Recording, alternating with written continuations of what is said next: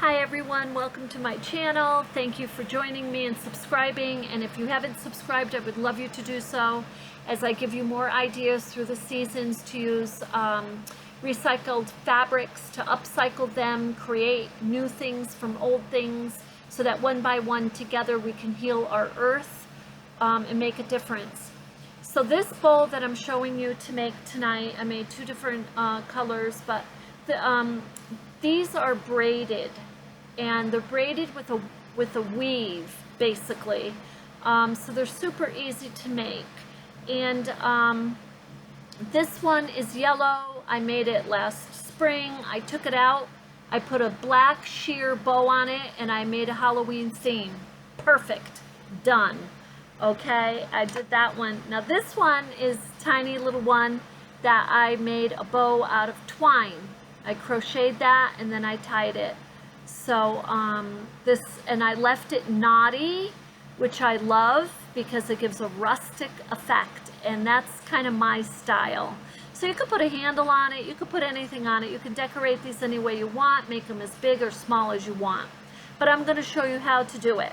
So the first thing you want to do is get 3 strands of fabric, and you're going to stitch them right at the top. You're going to put a stitch, and once you stitch it, it's going to let you start braiding. But you want to hold this down either with something heavy. You can put that right on top, put a heavy bowl on top of your material fabrics, or you can safety pin them. Either way, I put the bowl and then I just start braiding. So when you braid, you want to make it a tight braid. So if you make it loose, it's going to be difficult to work with. So you want to make it as tight as you can, and this is the beginning of your project. Now, as you're going along, what's going to happen is you are going to come to a point where you need to add strands. So to add your strands, there's a couple different ways you can do it.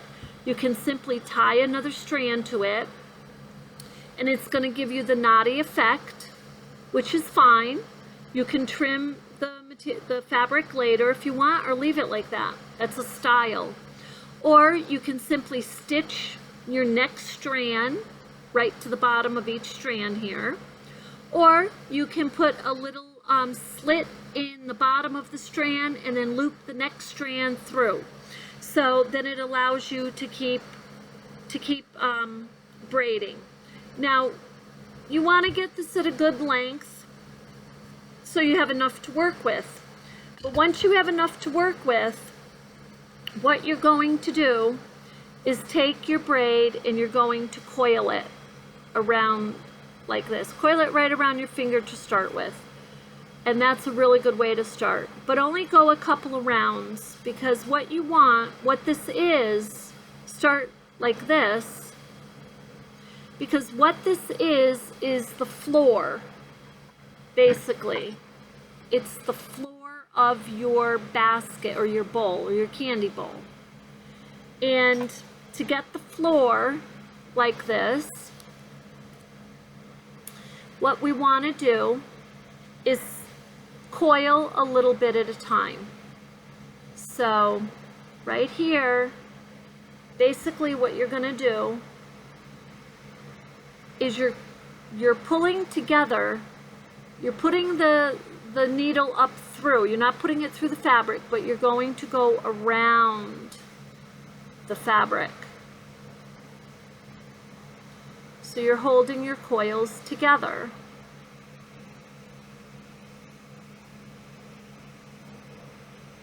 And you're going to coil it a little bit more.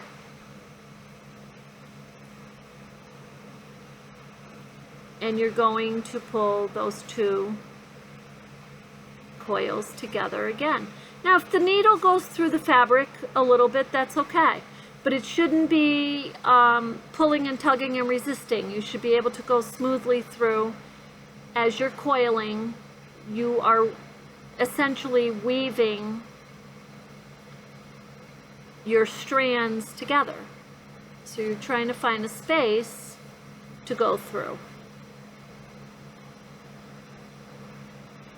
And you can see right there, that's how you're doing it. You're pulling it together like that. And then you just go over a little bit again and pull it together again. And basically that's how you do it. Now, with this one, I had done a little bit of the floor, so I'm pulling it around, and I'm just going to show you as I got, this one is done a little bit more. So this, you can see the needle is coming up between the strands. You don't want to be going into the fabric. So then you're going to come around, and again, on the bottom side of it, you're going between strands again, because you're pulling these strands together. And like I said, if you do go through fabric and there's a little pull or resistance, that's okay. That is not going to hurt the project. It's not going to hurt your bowl. You'll get better as you're going around to figure out where those spaces are between.